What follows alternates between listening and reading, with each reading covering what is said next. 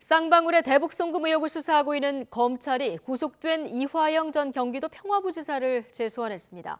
이재명 민주당 대표와 연결고리를 찾는데 별다른 진전이 없는 가운데 검찰은 제3자 뇌물죄의 위증교사 혐의까지 더해 주 2회 조사한다는 방침입니다. 김태원 기자입니다.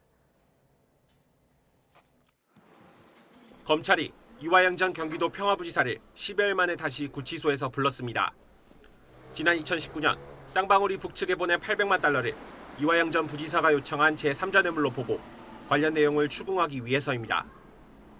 이 전 부지사 측은 쌍방울이 대북 사업을 추진하기 위해 자체적으로 돈을 준 것이라면서 경기도와는 무관하다는 기존 입장을 고수했습니다.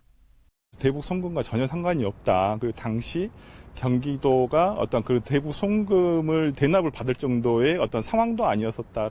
하노이 노딜 이후에 어떤 대북 사업이라든지 이런 것들을 전혀 할 수가 없는 상황이었고, 앞서 검찰은 지난달 21일 조사에서 이 전 부지사를 상대로 당시 경기도지사였던 이재명 대표와 측근들이 참석했던 비공개 정모회의에 대해 캐물은 것으로 알려졌습니다.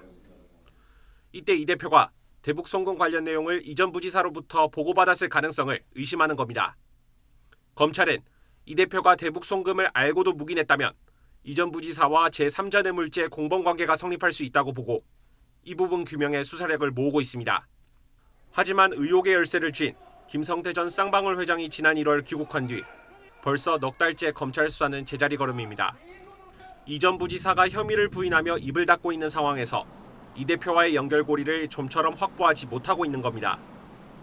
검찰이 최근 쌍방울 계열사 부정 취업 의혹을 받는 이 전 부지사의 아들에게 뇌물죄 적용을 검토하는 등 압박 수위를 높이는 것도 이런 상황과 무관치 않다는 해석입니다. 검찰은 또 이 전 부지사가 쌍방울 그룹 수사 전부터 지인들에게 거짓 진술을 요구했다는 의혹 관련 고발에 대해서도 수사에 착수했습니다.